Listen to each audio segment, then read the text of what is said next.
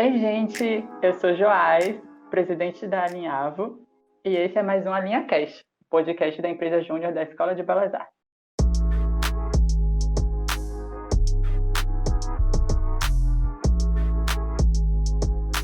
Hoje a gente está com o professor Cristiano Piton e a gente vai falar sobre o mercado de arte aqui na Bahia, no Brasil, em Salvador também, né?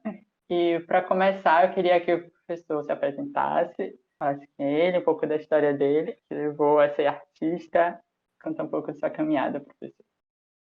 Olá, João. Olá, gente. Legal conversar com vocês. Muito bom fazer parte desse momento de conversa, desse espaço, desse novo momento onde a gente encontra novas ferramentas, né?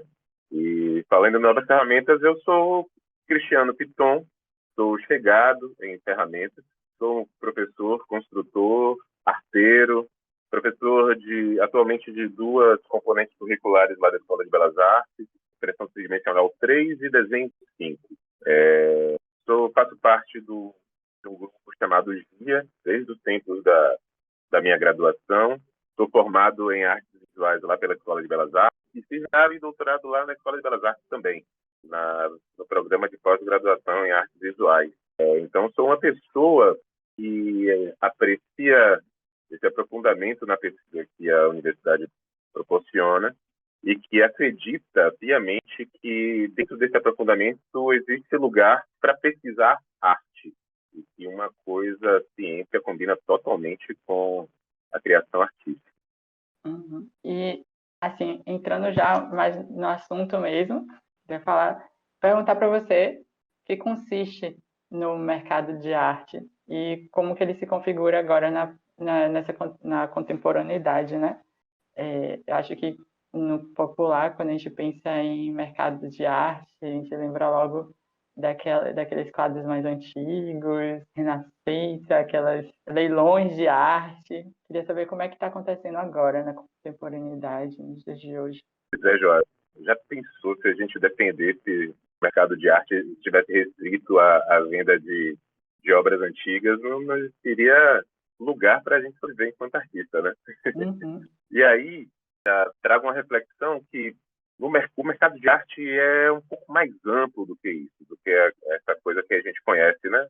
Dos leilões, das obras, venda de obras, como você mencionou, é bem mais amplo do que isso. Então, já começa a localizar também, expandindo e localizando. A gente vai falar sobre o mercado de artes visuais, né? Porque se você para pensar nas artes visuais, elas têm muitas possibilidades. Você pode ser um artista, por exemplo, que está conectado a uma galeria. Pinto quadros e participo, sou representado por uma galeria que vende meus quadros, tem uma produção ali constante que eu tenho um compromisso, né, acordar com a galeria e vou vender meus quadros a partir da galeria. A galeria ganha uma porcentagem, eu fico com outra porcentagem e consigo me dedicar à criação do meu trabalho. Assim, fazendo esculturas, fazendo pinturas, enfim, uma criação de fotografias, uma criação de arte em geral. Aí a gente pode pensar também, olha, tem essa possibilidade da galeria estar conectada à galeria, mas tem muitos artistas que criam seu próprio mercado de arte, por exemplo. Artistas que vendem seus trabalhos em feiras de arte. Então, a gente tem diversas possibilidades que são vendidas em feira, né? Desde os quadros, telas, as coisas, trabalhos mais caros, até trabalhos mais baratos, como, por exemplo, serigrafias, fotografias, que muitas vezes que tem uma possibilidade de reprodutibilidade, uma capacidade de reprodução um pouco maior, ou seja, você não faz exemplares únicos, você tem tiragem de um determinado número. Então, você tem essa venda direta ao cliente. Com a internet, nesses tempos que a gente está vivendo, tempos de muitas perdas e muitas dificuldades, que também trouxeram alguns aprimoramentos nas tecnologias de venda e de compra e possibilitaram que muita gente começasse a vender suas obras diretamente ao cliente através dos meios digitais, né? Você coloca seus trabalhos no Instagram, cria sites de venda, então são várias as possibilidades. E aí, já levanto outra possibilidade para o artista que trabalha com editais, ou seja, agora mesmo a gente pode editar o Aldir Blanc, onde muitos artistas desenvolveram suas pesquisas. Então, os editais também são formas de de pensar mercado de arte, assim como as residências artísticas, também muitas vezes em formatos de editais ou de convite, onde os artistas podem ir para algum lugar que tem uma certa estrutura para desenvolver um trabalho seu e vão receber um prolabore, um verdinho, né, uma grana diária para poder desenvolver seu trabalho. Aí a gente vai para as artes que também se aplicam e dialogam com outras artes, por exemplo, cenografia, cenotecnia, direção de arte. Na cenografia, você constrói cenários que dialogam com peças de teatro, que dialogam com outras possibilidades artísticas. Daí a gente pensa também, pode pensar no mercado de arte, na formação de mercado de arte, por exemplo. Então, quando você considera o mercado de arte, que é a formação, sem o artista não existe mercado. Então, os artistas que dão aula e que ensinam também, que têm ateliês abertos, onde as pessoas podem chegar lá, fazer um curso de pintura, fazer um curso de desenho, também estão dentro do mercado de arte, né? E aí, quando você abre um pouco essa possibilidade do mercado de arte, você percebe que, inclusive, olha só, os estúdios de tatuagem, então, também faz parte do mercado de arte, também é uma produção artística, a trabalho de tatuadores e de tatuadora. Então, quando a gente começa a pensar no mercado de arte de forma mais abrangente, a gente percebe que existem mais possibilidades do que podem ser percebidas assim num primeiro momento, né? Você falou sobre duas coisas que eu pontuei aqui que a gente pode explorar mais, que eu acho que uma delas é o valor agregado de cada tipo de obra, de cada tipo de arte, porque eu acho que muitas vezes as pessoas não entendem por que a arte pode ser muito caro ou outras artes não tão caras. Você falou sobre serigrafia, tem um número de tiragem específico, e aí eu queria ouvir um pouco de você sobre isso. E outra questão é sobre as diferentes linguagens, né? Hoje a gente tem, né, um mundo tão diverso, difuso, assim, em questões de visualidades, e queria saber se ainda há espaço para mais coisa nova chegar.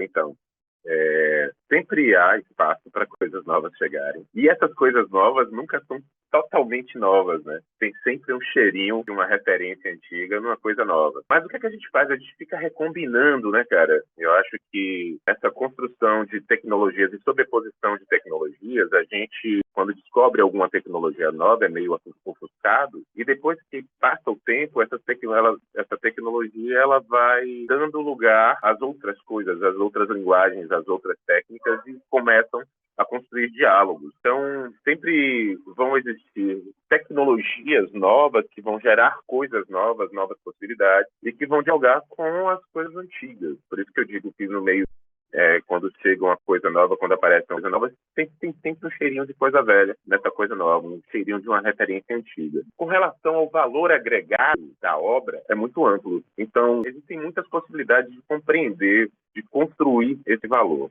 Quer dizer, quando você constrói uma pintura, a pintura faz parte de uma série, você é artista que ganhou determinados salões de arte, que tem um reconhecimento da sua obra, isso tem um valor.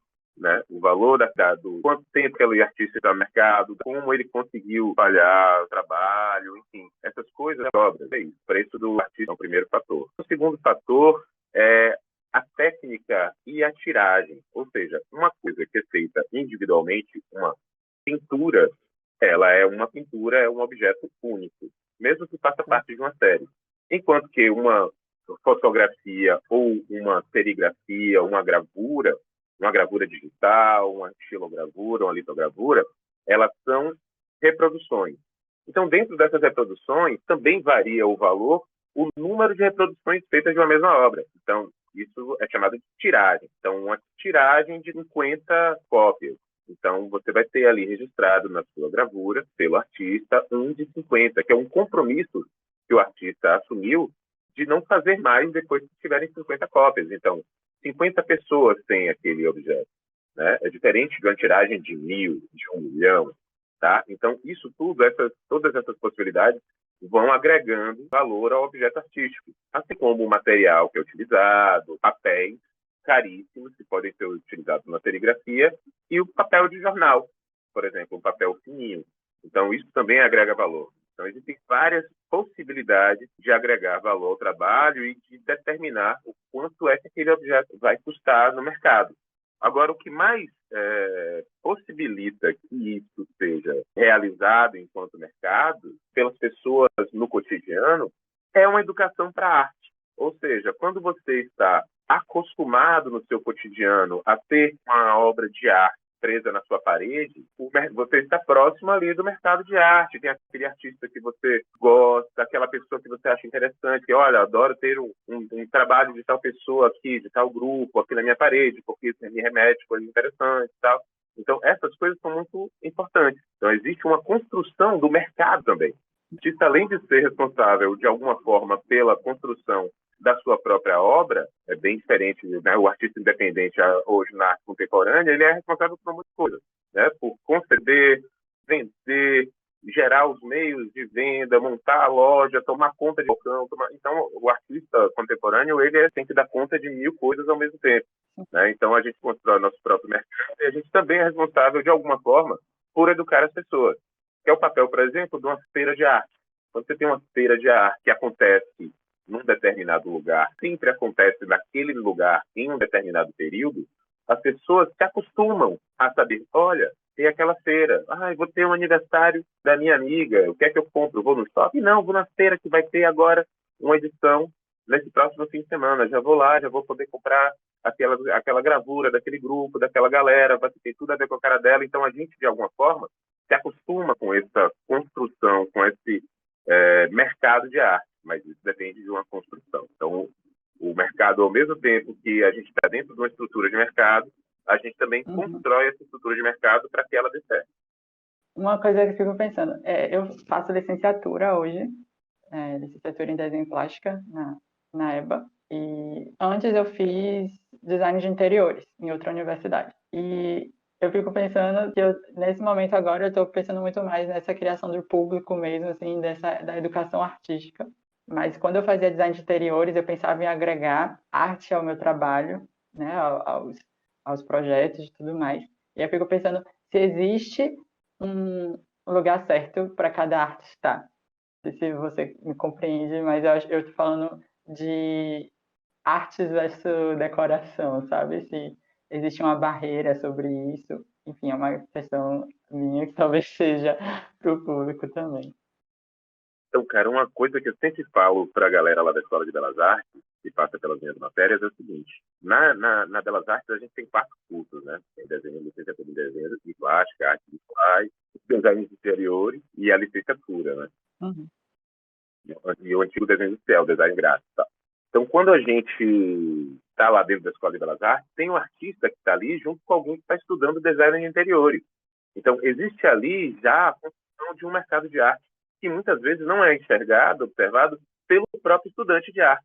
Ou seja, você está ali lidando com um cliente que trabalha com decoração de ambientes, com design de interiores, que pode olhar para o seu trabalho e dizer assim, olha, que trabalho interessante, dialoga muito bem com o meu projeto tratar o cliente. A cara do que eu conversei com o cliente no briefing, né? A cara daquilo que eu pensei para o espaço, dá uma ideia de amplitude, porque o trabalho é assim, tem formas, né, grandes áreas de cor e tal.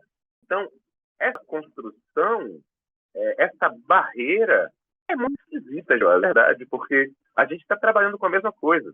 Tem muita gente de design interiores que trabalha entre 3 e 18 pessoas, não sou artista. Eu digo, tá bom, mas ele vai trabalhar com coisas, com criação artística, vai trabalhar com criação artística. Quando você olha para um ambiente e pensa uma construção para ele, é o mesmo tipo de pensamento de um artista que olha um ambiente e cria uma relação com o espaço.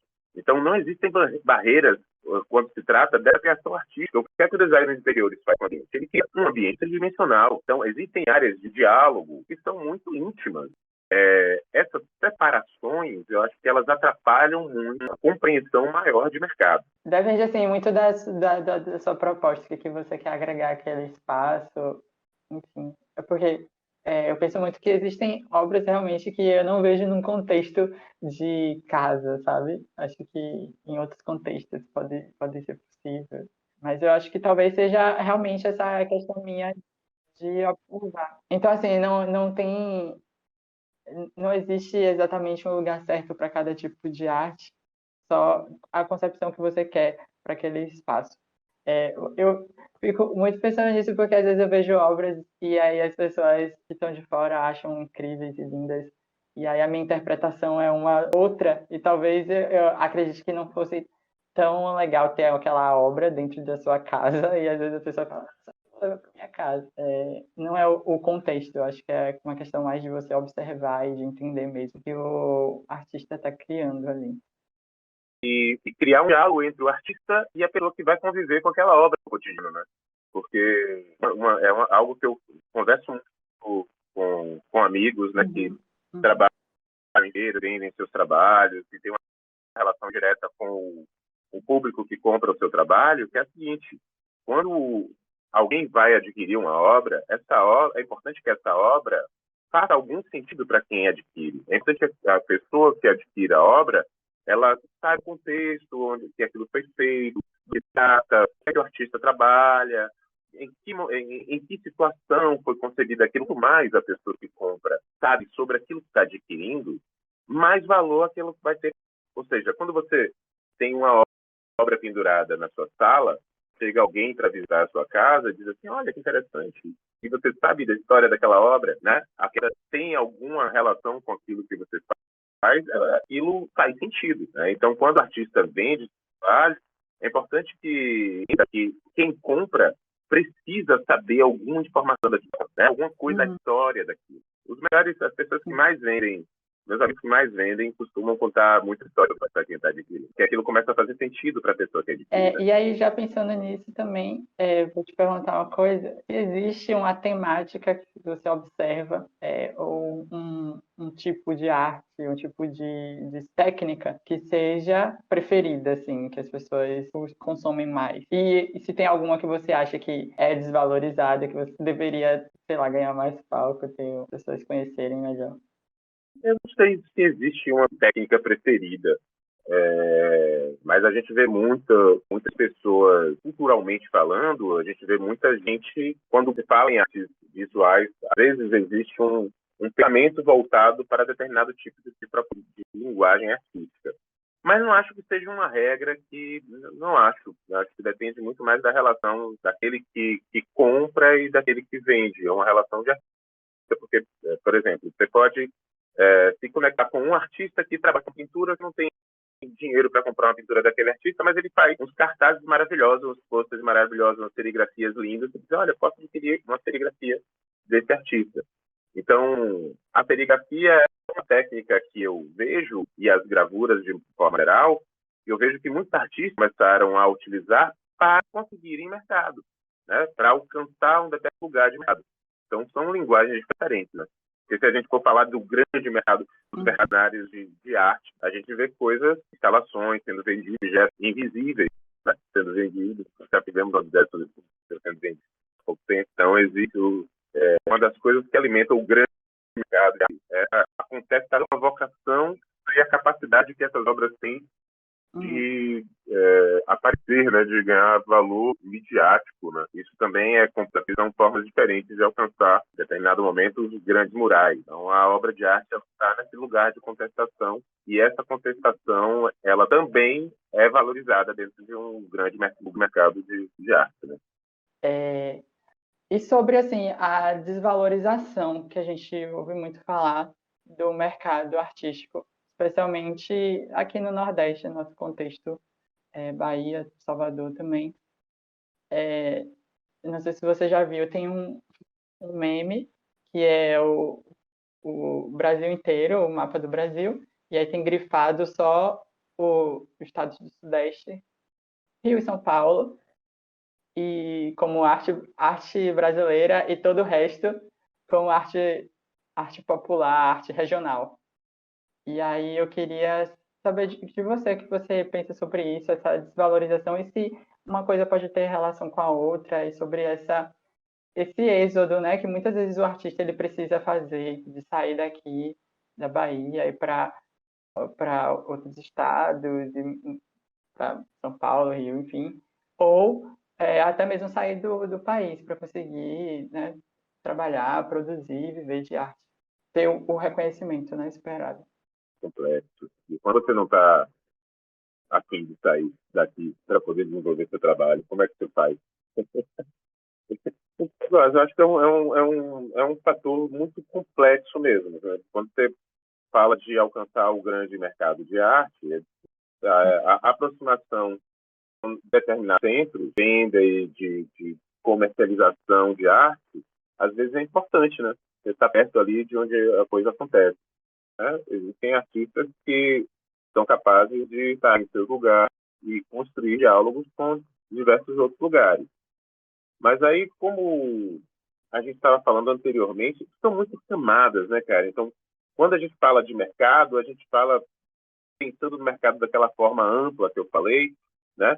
Não o grande, não apenas o grande mercado da obra de arte, o mercado multimilionário da arte. Existe um mercado que precisa ser aquecido. Então, o artista que trabalha ali no seu cotidiano, que vende seus trabalhos, quando ele se coloca produzindo as obras, produzindo o seu trabalho e fazendo que o seu trabalho seja visto, de alguma forma, isso encontra um caminho. É sério, existem muitos caminhos para poder construir. Existe uma dificuldade aqui com o nosso mercado do cotidiano? Existe. Mas existem coisas também, por exemplo, as feiras que eu mencionei anteriormente, as feiras de arte, elas colocam ali no cotidiano de algumas pessoas o contato com a possibilidade de compra, uma possibilidade real, né, de compra direto com o artista por um preço razoável que pode ser pago. Então, isso cria uma educação de mercado também. Então, existe o hábito construído. Então, o mercado ele depende muito de alguns fatores. Por exemplo, a educação das pessoas que vivem naquele lugar, se na educação daquelas pessoas for envolvida a aproximação com a arte no cotidiano, aquelas pessoas elas vão querer ter obras de arte em seus cotidianos. E isso entra numa questão cultural também, né? O hábito de comprar obras, de presentear obras, de pesquisar artistas de investir em arte, isso envolve um fator econômico também. Quando eu não tenho grana para pagar as contas no fim do mês, fica difícil de investir em alguma coisa relacionada à arte para ter no cotidiano. Então, eu acredito muito nessa construção do mercado, na valorização da arte a partir da educação. Eu acho que só a educação é capaz de sensibilizar as pessoas. Quando alguém, um adulto, torna-se sensível para a arte, torna-se sensível à vida, né, cara? Para lidar com Uhum. pessoas, para o cotidiano, para É, refletir sobre acerca a do educação, seu né? próprio A mundo. valorização da Né? arte Acho a que é partir isso. da educação. E é um tema muito, muito meu, sabe? Porque eu faço licenciatura.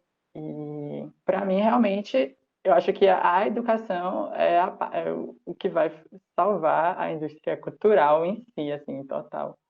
E sobre essa questão também de pensar em por que, que a arte de outros estados ou de outros países são muito mais valorizadas, sabe? Acho que ele traz muito, que a gente fala muito na UFBA, a gente tem explorado muito o tema, não só na UFBA, no Brasil como um todo, um tema de decolonialidade, né? Quebrar essas barreiras, esses estigmas que a gente traz de que a nossa arte não é boa, não é suficiente, enfim. Então, acho que realmente a educação que tem esse papel de fazer as pessoas entenderem mesmo que a arte, que a expressão.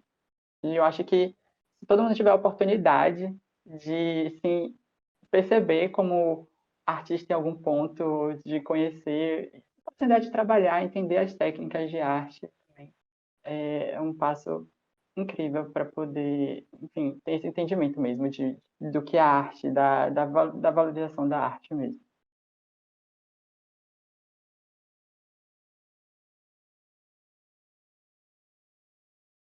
De Isso. verdade, fazer, fazer, fazer. Eu acho que é uma grande Uhum. estratégia você compreender como fazer isso no cotidiano.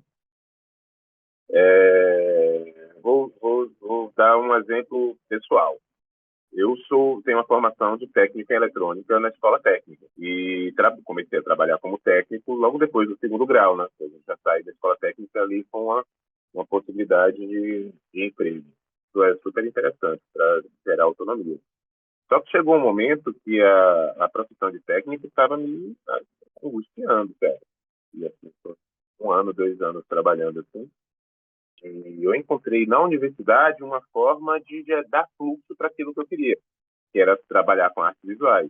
Então, a universidade foi um lugar, uma forma, uma estratégia que eu encontrei de ampliar minha rede de contatos, entrar num universo onde tivesse essas questões que me angustiavam estivessem sendo discutidas o tempo inteiro e criar um mercado e voltar minhas energias para isso. Então, logo que eu comecei na universidade, quando eu saí do meu emprego de técnico e fui para a universidade, comecei a trabalhar lá dentro da universidade mesmo, no ateliê livre do aluno. Mas aí, construir um espaço, ter um espaço para trabalhar no cotidiano, estar presente em um lugar onde as pessoas pudessem me encontrar, né? Mostrar o trabalho ali no cotidiano que estava sendo desenvolvido era muito importante, porque ali chegava, trabalhando na Escola de Belas Artes, chegava o pessoal ali dos colégios em volta, que tinham feiras das nações, por exemplo, no final do ano, e chegavam lá para fazer cenário. Eu dizia, gente, alguém aqui faz cenário? Fazemos. E a gente trabalhava assim. Isso era uma forma de gerar energia e dar fluxo para aquela vontade. Então, o que é que eu quero dizer com isso tudo? Quando você se coloca, estabelece uma estratégia e começa a fazer, algum resultado isso dá, cara. E aí as coisas vêm juntas, desde a compreensão de técnicas e o domínio de técnicas, né? Porque ninguém nasce sabendo figurar no pincel, né? A gente vai, estuda que tipo de pincel é interessante para cada coisa, que tipo de tinta é interessante para isso que está aqui na minha cabeça, conseguir sair e virar um objeto físico.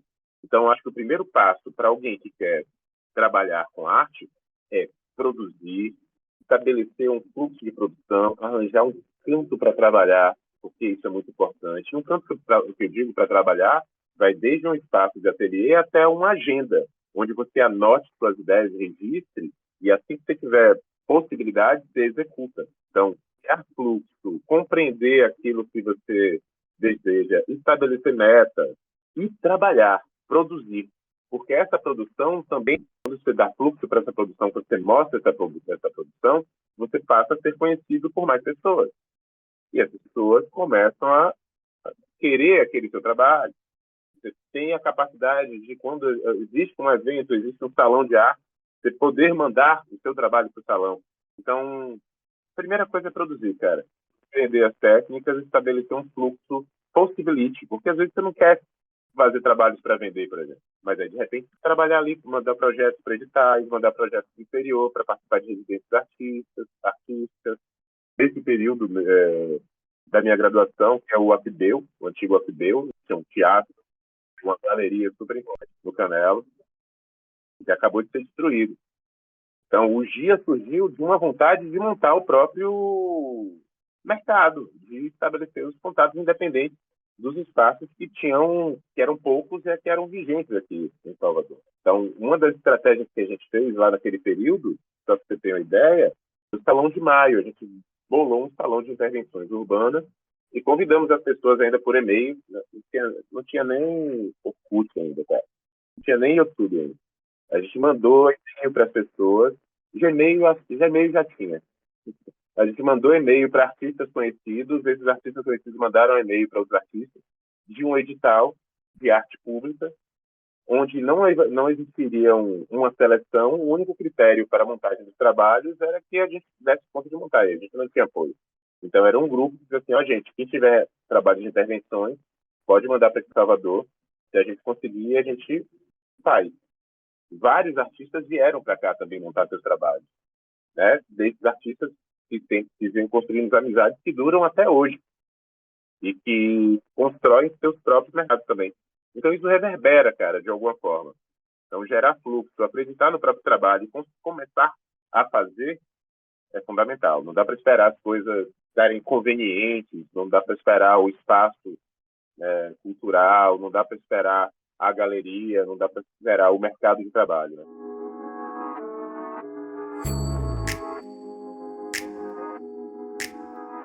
E para você, o que você acha sobre qual é o primeiro passo para quem quer viver da sua própria arte, quem quer construir o seu caminho, melhorar suas técnicas e viver mesmo assim, comer da arte? Eu acho que se mostrar é difícil. Sim, mas sempre difícil. Mas se você é um mau trabalho, uma criação, o que está na sua cabeça, isso que é aquilo em pessoas. Isso pode gerar tanta coisa nas pessoas, né? Que é para isso, né? Para comunicar. Então, segundo caso mesmo. Às vezes a gente esperando alcançar um determinado nível inalcançável, né? Quando a gente mostra a coisa para outra pessoa não tem isso. É muito comum, tá? Com a galera chegando na matéria, 3 de 3, nada para colocar no meu portfólio. Eu tenho umas coisas que eu faço assim, lá, um negócio que eu faço assim, não, mas me mostre isso. E às vezes são coisas tão preciosas e desacreditadas. Então, acreditar no próprio trabalho talvez seja importante mostrar antes de você acreditar mesmo. Um limite ali também, né, Jota? Tem um controle de qualidade pessoal que a gente não pode deixar de lado, mas não pode deixar que esse controle de qualidade pessoal seja inalcançável, né? Tem que dialogar com as pessoas. E uma coisa assim que eu falo até para mim também é mostrar também, né, o que a gente faz, ter a cara, porque o retorno do público, querendo ou não, para o artista é muito importante, sabe? Se aquilo tocou alguém de alguma forma, se a sua obra realmente comunica, porque arte é uma linguagem, né? Então, ela precisa comunicar. Então, se a gente não mostra, se a gente não aparece, as pessoas não veem o que a gente faz, como a gente sabe se é realmente. Às vezes a gente fica se cobrando, né, que seja bom o tempo todo, que seja legal. E às vezes a gente não sabe se tá bom ou ruim porque a gente não mostra para os artistas. Eu vejo muito isso acontecer, inclusive comigo. Eu acho que a gente está, de alguma forma, compreendendo um momento, porque essa autonomia que o artista tem não significa necessariamente que tenha que trabalhar sozinho e sozinha. Ou seja, a gente ainda não está acostumado, principalmente nas artes visuais, a gente tem uma certa dificuldade nisso, cara, em trabalhar coletivamente. Ou seja, você não precisa fazer sozinho. Você pode ter alguém de comunicação que trabalha junto com você, uma assessora de comunicação, que vai te ajudar em tal coisa, que você pode encontrar ali no cotidiano, dizer assim, olha, eu preciso de assessoria de comunicação, vou pesquisar. E descobrir alguém que faça assessoria de comunicação, pode ser até uma colega sua, né? Então, de alguma forma, essa cultura do artista sozinho, independente, né? Do artista visual que trabalha dentro do ateliê, atrapalha um pouco a gente. Porque digamos que você é um ator.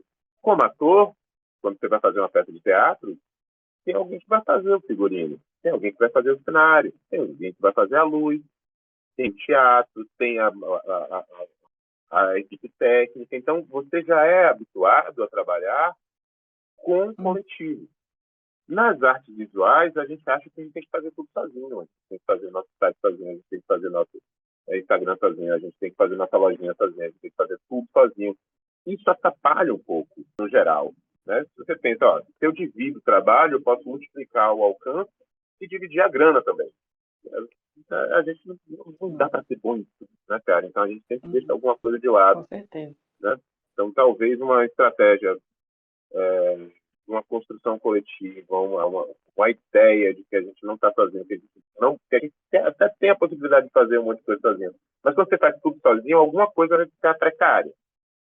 E às vezes a coisa precária é exatamente o que alavanca para poder acontecer, para que a venda aconteça, para que eu alcance mais pessoas, para que encontre lugares de fluxo para aquele trabalho, enfim.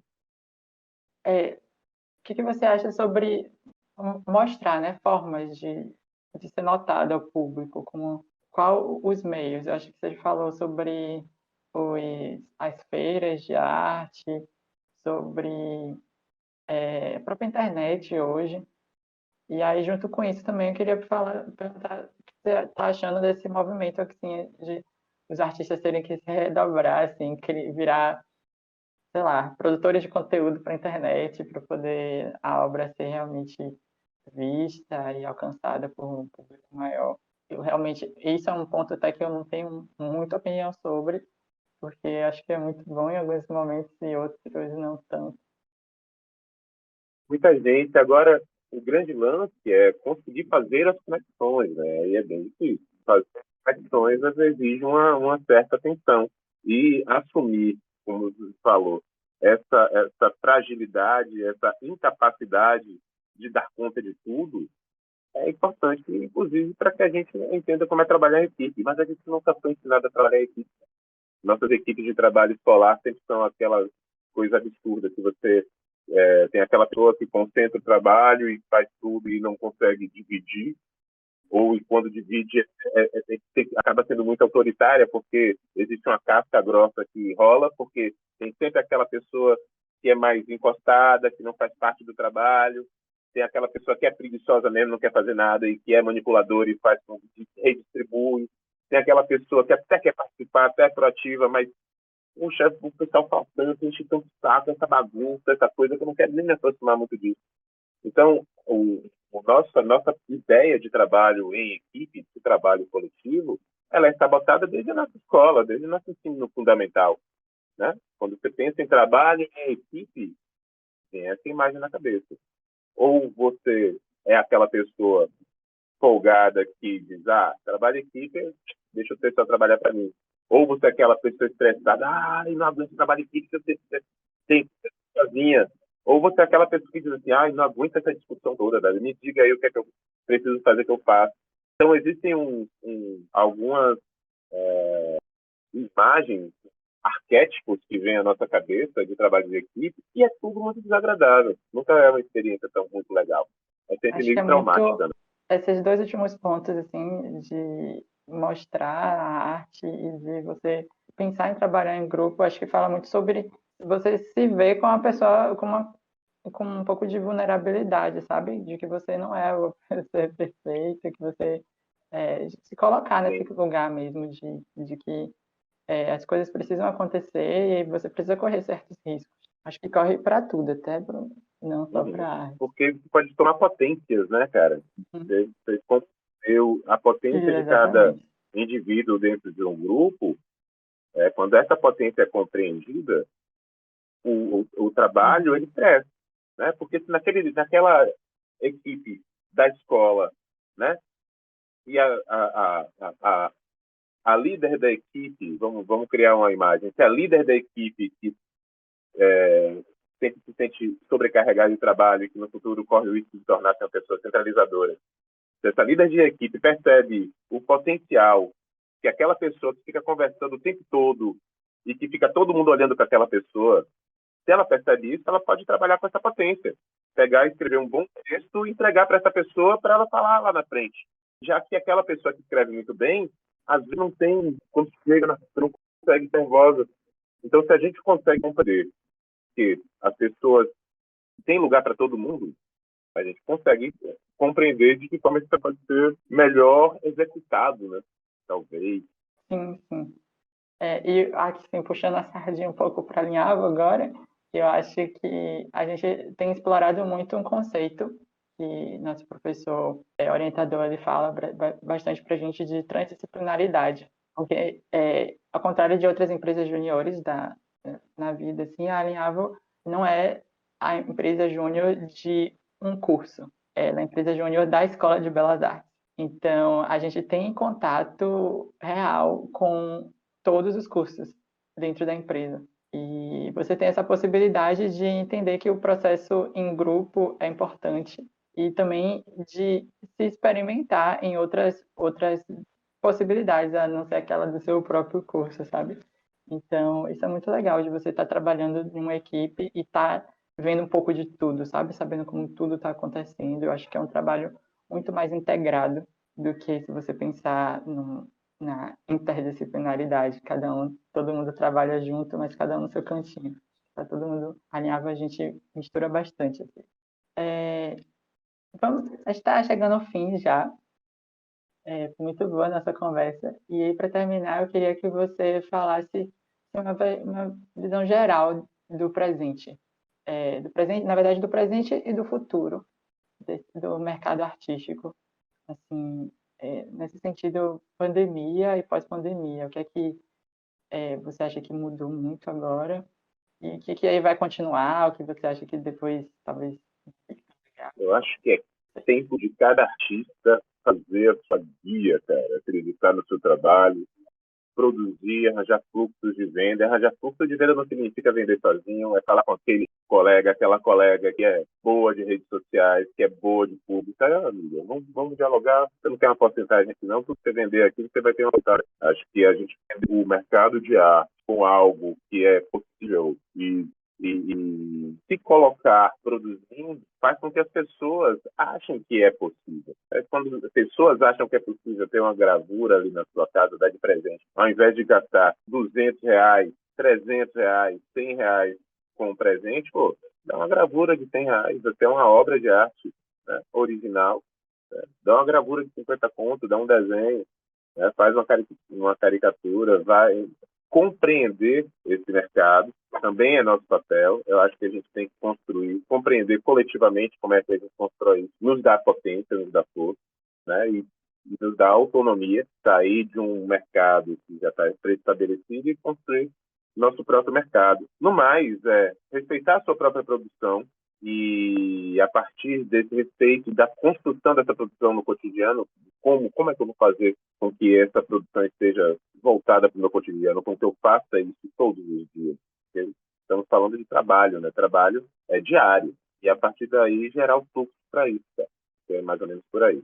No futuro, temos meios diversos para divulgar nosso trabalho, se apropriar desses meios, compreendê-los e aprender como utilizá-los. Eu acho que é super importante. E mudar o pensamento, né? Sempre ter autonomia. Eu sou capaz de fazer bastante coisa. Se apropriar, se empoderar dessas potências é um grande passo. E é isso.